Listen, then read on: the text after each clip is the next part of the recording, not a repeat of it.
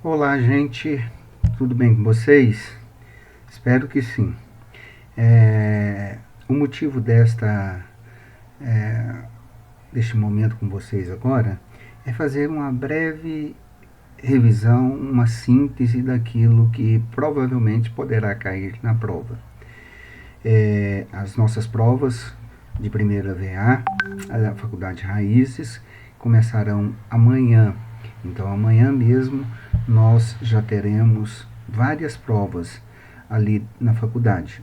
Então, as provas ficarão disponibilizadas para vocês do dia 9 até o dia 16. Então, a 1 minuto do dia de amanhã, dia 9/4, as provas já estarão habilitadas para vocês, para que vocês possam pegar e estar fazendo essas provas.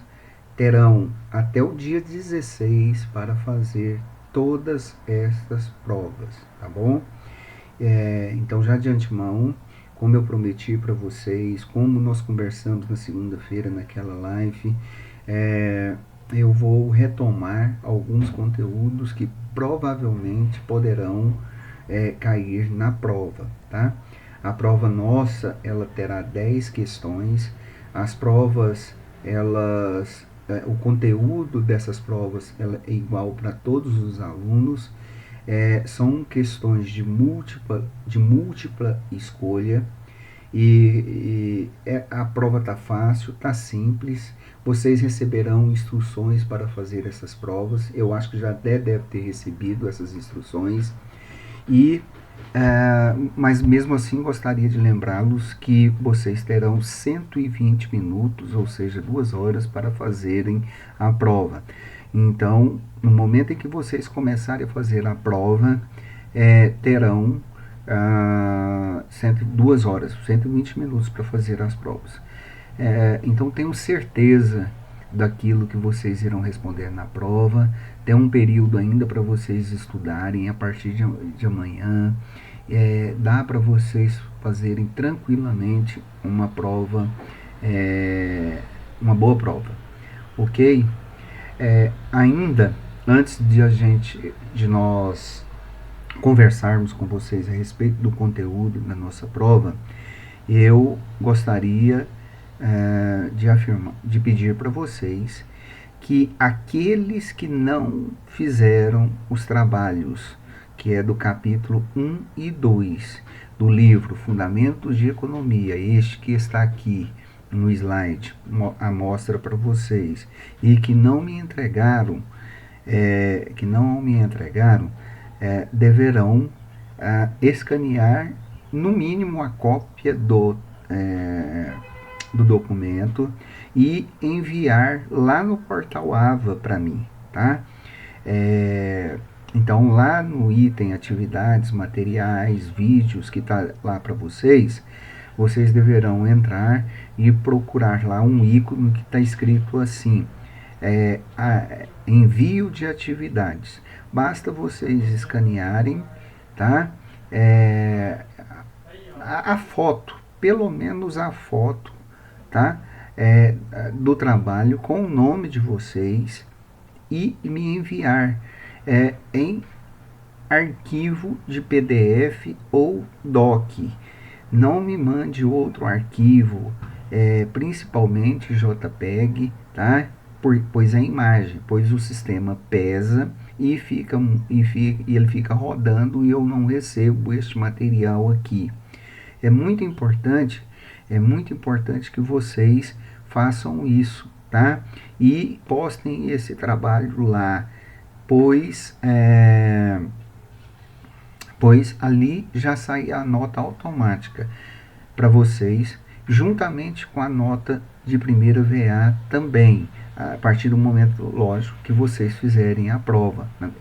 Finalizando a prova, as 2 notas já vão estar computadas e depois vai haver o feedback, o feedback da correção da prova, depois do dia 16 também, tá? Não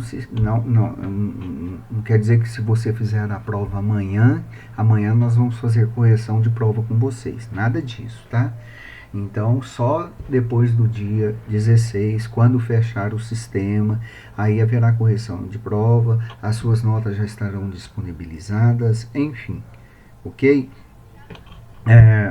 Então, procurem fazer isso. É simples, é fácil. Se vocês quiserem converter algum documento, é só procurar na internet, digita conversão de documento de PDF, de JPEG, por exemplo, para PDF. O documento é convertido na hora, não demora mais do que 10, 15 segundos. Depois de convertido, é só você me mandar rolar o documento em PDF ou em doc, tá? Para o portal AVA. E aí a nota vai ser computada, ok? É, pois bem, é, este livro, a nossa prova foi baseada em cima deste livro. Nós trabalhamos praticamente quase 2 meses em cima destes livros, deste livro aqui. Nós trabalhamos, antes do recesso, capítulo 1, capítulo 2 e capítulo 3. Mas diante dessa excepcionalidade aí, e parte do capítulo 5, mas diante dessa excepcionalidade do Covid-19 que todos nós estamos passando, e por não termos aula presencial, principalmente na última parte ali da matéria que iria cair na prova de primeira VA, então nós elaboramos uma prova de primeira VA com os capítulos 1 e 2. Este livro nós fizemos resumos dele, tá lá no Liceu, que já tínhamos postados para vocês, postamos slides para vocês. Então tem esses resumos, e mesmo assim ainda esse livro tem domínio público na internet, e tem na biblioteca virtual também. Às vezes você terá dificuldade de acessá-lo na biblioteca virtual da faculdade devido ao congestionamento da biblioteca, mas na internet você encontra também. Então, material farto para vocês estudarem sobre aquilo que nós vimos em nossa sala de aula, ok? Então, eu vou passar aqui alguns conceitos e algumas coisas que nós vimos na aula com vocês, que é muito importante, tá? Esse é um slide aqui da evolução do pensamento econômico, mas antes de nós começarmos, eu queria que vocês anotassem, ou esse vídeo vai estar gravado e disponibilizado para vocês daqui a pouco no YouTube, e eu queria que vocês levassem em consideração algumas coisas que a gente falou com vocês dentro de nossas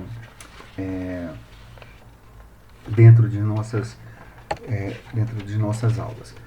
A primeira coisa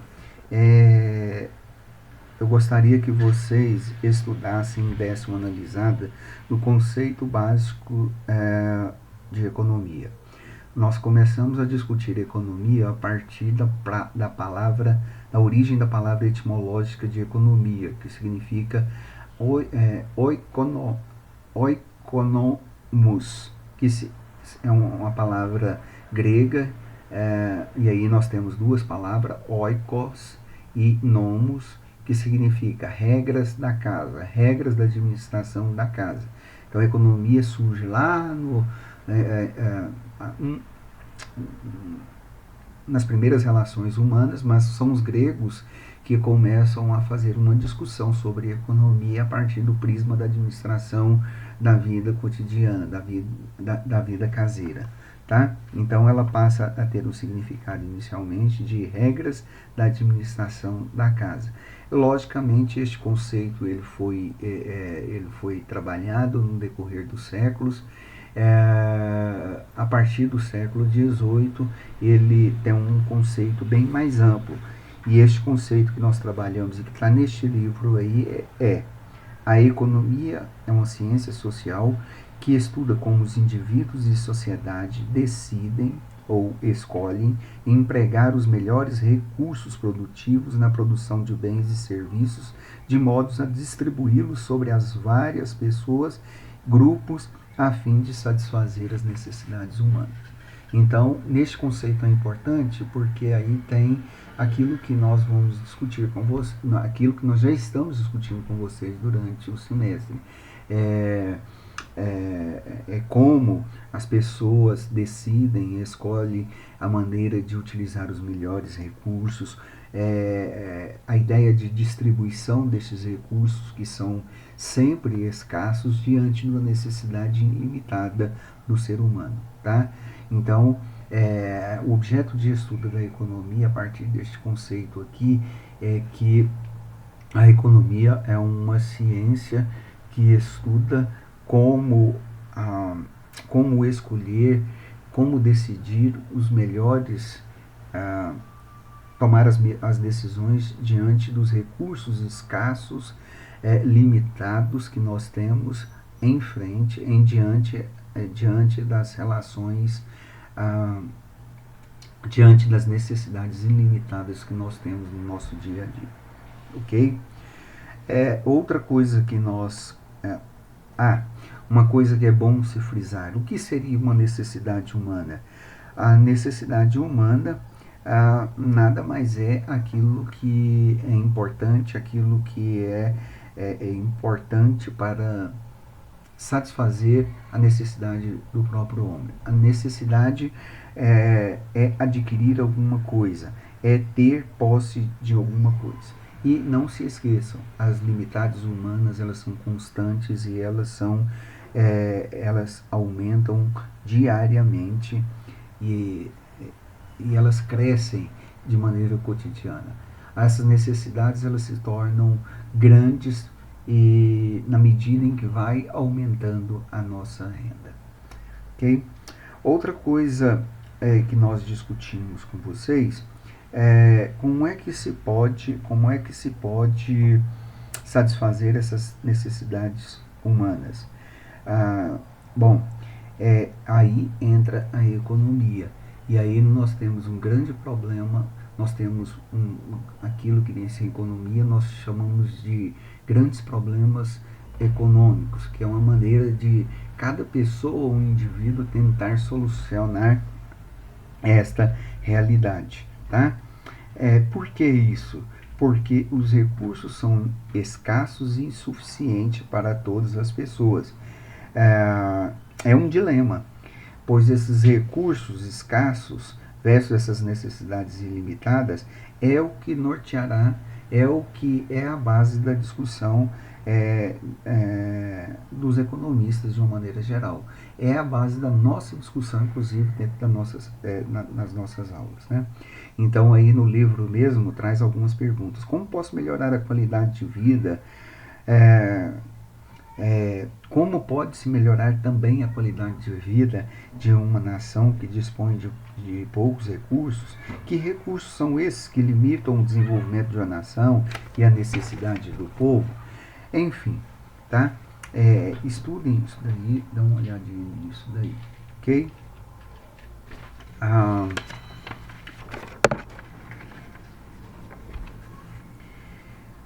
Isso que nós estamos falando refere-se àqueles problemas econômicos, tá? Esses problemas econômicos, eles constantemente caem nessas provas de economia. Talvez não seja diferente da nossa, tá? Então nós temos três perguntinhas básicas que se faz quando está se discutindo sobre os problemas econômicos. A primeira pergunta é: o que produzir? O que significa isso? Significa que os produtos deverão ser produzidos, em que situações eles deverão ser produzidos e colocados sempre à disposição dos consumidores. A segunda pergunta é: como produzir? Para quem produzir? Por quem serão produzidos os bens e serviços, e com que recursos e de que maneira acontecerá a produção? A terceira pergunta é: para quem produzir?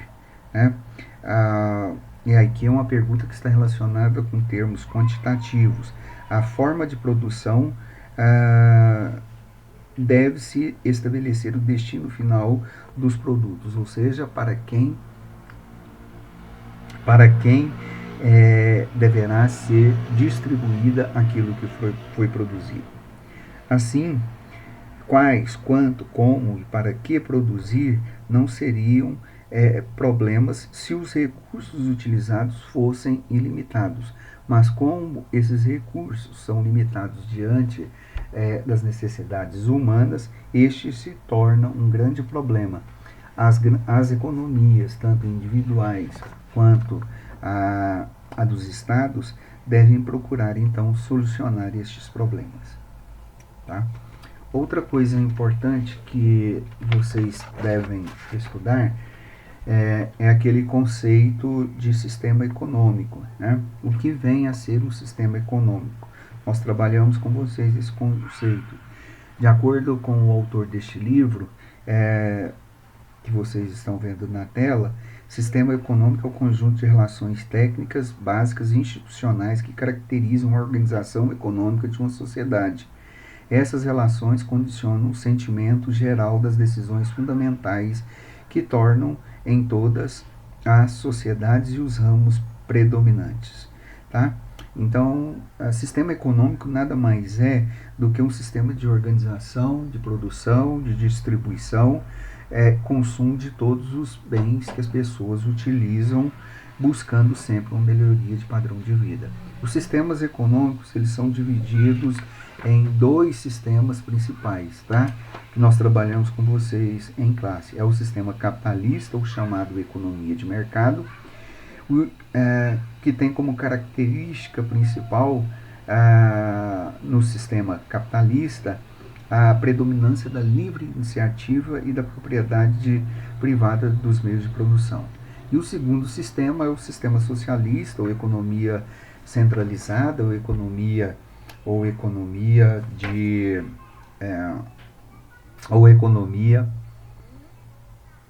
planificada, tá? Nesse tipo de sistema, as questões econômicas fundamentais são sempre resolvidas por um órgão central de planejamento, ok? Chamado nessas economias de meios de produção. Outra coisa importante para vocês analisarem aquilo que estudamos são os agentes econômicos. Quem são os agentes econômicos e quais os papéis que eles têm dentro da economia? Então, dentre esses agentes econômicos, nós destacamos com vocês as empresas. O que são empresas? As empresas são agentes econômicos encarregados de produzir e comercializar os bens e serviços, ou seja, eles são importantes porque eles produzem, eles transformam produtos em bens para serem consumidos, tá? E aí nós temos o governo também, que é outro agente econômico, que inclui todas as organizações que direta ou indiretamente estão sob o controle do Estado.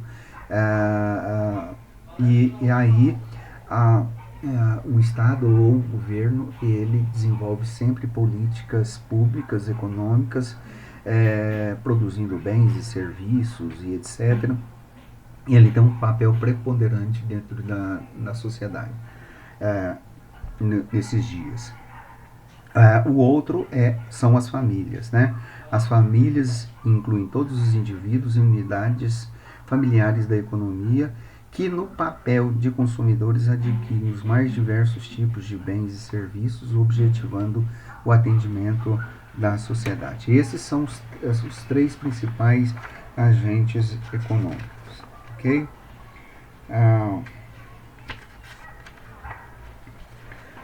Bem, além disso, falamos com vocês sobre, como está aí no slide, sobre as principais escolas do pensamento econômico, tá? Então, nós falamos com vocês começamos a falar sobre o mercantilismo. O mercantilismo, ele é uma primeira escola econômica voltada para a acumulação de riquezas de uma nação. Não tinha um conjunto fixo de teoria econômica, mas era uma forma de pensamento econômico que passou a ser muito utilizado e que foi adotado por vários países europeus e se tornou um estilo de política do Estado, tá? Ah, o mercantilismo ele tinha como característica principal a posse, o controle, o acúmulo de metais preciosos, tá? Quanto mais um país tivesse destes bens, a posse desses metais preciosos, ouro e prata principalmente, mais eles seriam ricos. Tá? Outra escola que estudamos com vocês é a fisiocracia, que nasce no século XVIII, é uma escola francesa, ela nasce lá com François de Quesnay, tá? E ela tem alguns pressupostos bem interessantes, e aí já tem algumas teorias que eles vão trabalhar. Ele vai dizer o seguinte, a escola fisiocrata, ela vai dizer o seguinte: uma nação não pode se desenvolver mediante apenas o acúmulo de metais preciosos e estímulos direto ao comércio internacional. É necessário, acima de tudo, um investimento na produção agrícola. Então, o que nós conversamos com vocês? A fisiocracia é uma escola que nasce e vai combater as ideias mercantilistas, principalmente no que diz respeito ao regime exclusivo do comércio, entre regime comercial, principalmente na relação econômica entre metrópole e colônia, e o poder do monopólio do Estado na regulamentação das atividades comerciais. Para os fisiocratas, a riqueza, uma riqueza de um país poderia ser aumentada na medida em que a agricultura fosse voltada para o consumo e para a produção, com o objetivo de poder gerar um lucro. Tá? Depois, muito provavelmente, tá, gente? Conceitos, as características do mercantilismo e a fisiocracia, tá aqui no capítulo 2, dê uma olhadinha, deve cair na nossa prova, tá? Opa, deixa eu correr aqui que tá desligando o nosso computador. Só um instante. Pronto. Depois nós temos os clássicos, né? Um dos pensadores importantes deste período foi Adam Smith. Ele trabalhou muito este conceito, ele trabalhou muito a ideia de mercado, e ele trabalhou muito esse conceito aqui de que o mercado era guiado por uma mão invisível a partir da livre iniciativa, laissez-faire, também do trabalho humano, levando em conta sempre a produtividade e a produção e a proteção à sociedade. A ideia da escola clássica, gente, surge também como uma reação às ideias mercantilistas, né? E vai argumentar que a verdadeira fonte de riqueza de um país pode ser conseguida por meio do trabalho, e essa fonte somente pode ser elevada com o aumento da produtividade, a extensão de sua própria especialização e acumulação do produto sob forma de capital. A base filosófica deste pensamento são os preceitos do liberalismo econômico, que vai firmar as ideias de livre iniciativa, que vai ser o suporte, a base vai ser o suporte, a base que vai influenciar o pensamento revolucionário burguês e vai ser o sustentáculo do capitalismo. Os dois expoentes os dois autores principais deste período aí é Adam Smith e David Ricardo, tá? Os clássicos, John Stuart Mill também, esses três, eles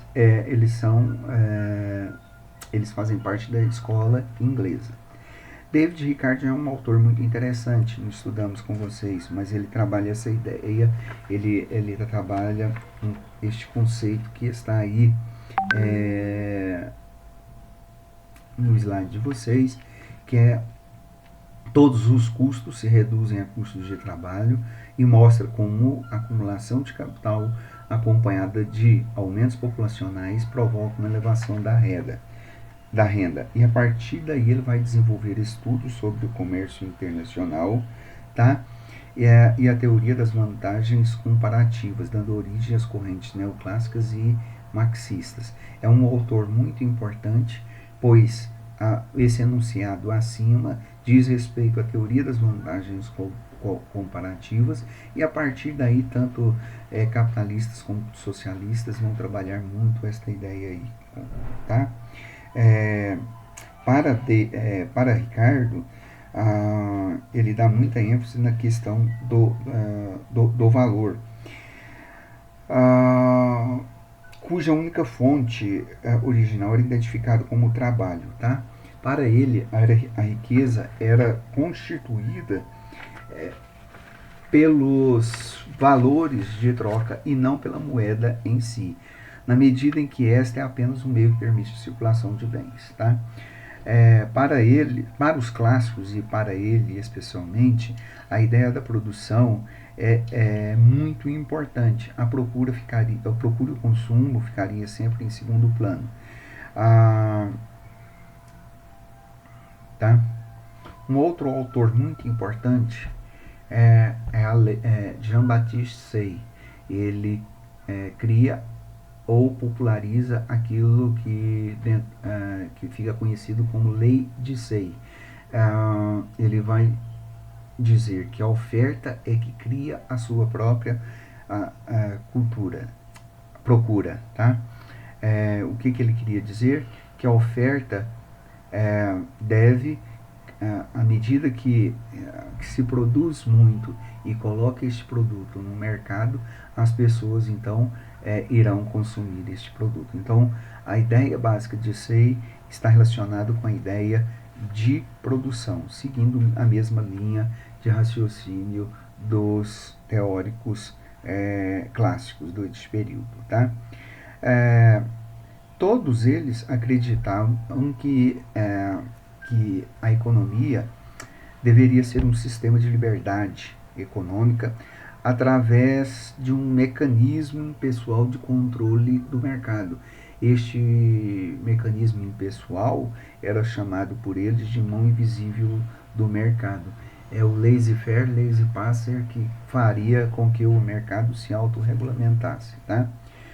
E qual seria o papel do Estado? Proteger a sociedade da violência e da invasão de outras sociedades independentes, proteger o membro da sociedade da injustiça, da opressão, e oferecer uma perfeita administração da justiça, e fazer e conservar as obras públicas, criar e manter instituições públicas para fazer determinados investimentos, tá? Eram as ideias principais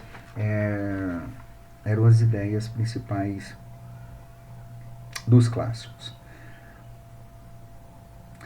Ainda só sobre a lei de Say, a lei de Say, a oferta cria sua própria procura, também chamada de a lei dos mercados, tá? Ele partia do pressuposto do que os mecanismos da economia funcionavam de maneira perfeita, autônoma, de maneira bem harmônica, e que tudo se governava e tudo funcionava seguindo determinadas leis mercadológicas que funcionavam de maneira sempre eficiente, bem sutil, tá? Ok?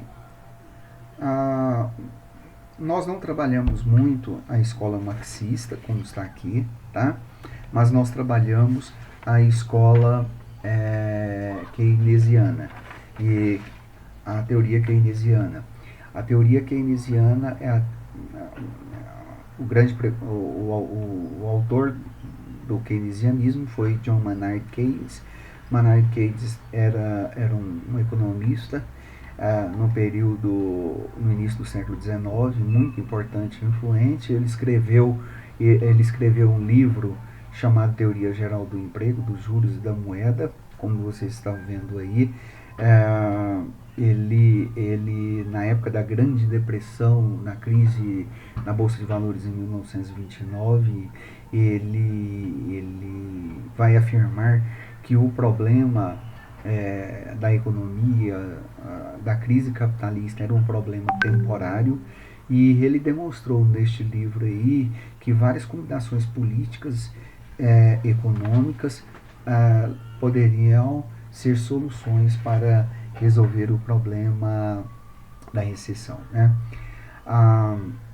Para Keynes, tá? Como nós conversamos na classe com vocês, o sistema capitalista tem sempre um caráter instável. A operação da mão invisível do mercado nem sempre produz a harmonia deste mercado. Em momentos de crise, a intervenção do mercado pode gerar demanda pode gerar demandas, dificuldades diante dos investimentos com vistas a garantir elevados níveis de emprego, tá? O capitalismo é cíclico, mas o que ele afirma é que ele tem problemas, ele tem crises constantes, e o Estado, os indivíduos têm que aprender a encontrar soluções para a solução destes problemas, que para ele deveria, então, para a solução desses problemas, um Estado deveria ter sempre altos níveis de emprego para fazer com que a roda girasse, a roda capitalista girasse. Então a ideia central estava aí relacionada com a questão do emprego, tá? Keynes considerava que a política de intervenção estatal deveria ser ponderada. É a ideia do neoliberalismo que nós temos hoje. Aliás, é até uma dicotomia entre o liberalismo econômico, tá? Que afirma que não deve haver uma intervenção do mercado, mas no paradoxo, outros que são liberais também afirmam que deve haver uma certa intervenção do governo no mercado, tá? Pois por que isso? Porque esta intervenção, de maneira ponderada e oportuna, ela pode gerar sempre um efeito estabilizador e benéfico dentro da economia. Para Keynes, o princípio do equilíbrio automático da economia capitalista, ele não existe. Essa ideia de mão invisível do mercado funcionando tudo direitinho, isso aí é algo que as crises capitalistas provam que isso não funciona dessa maneira, tá? A alteração do volume de emprego faz com que haja um aumento da mão de obra, uma procura da mão de obra, e aí então o emprego ele gera rendas tanto para o indivíduo quanto para o próprio Estado também, gerando recursos, tá? Então o investimento dos Estados para buscar um emprego é fator dinâmico dentro da economia e é importante, capaz de assegurar o pleno emprego e influenciar todas as demandas sociais. As mudanças neste sistema, então, produtivo, não poderiam ocorrer sem a ação efetiva do poder público, do poder político, tá? Deixa eu ver que coisas que a gente mais trabalhou, né? Então, gente, prestem bem atenção,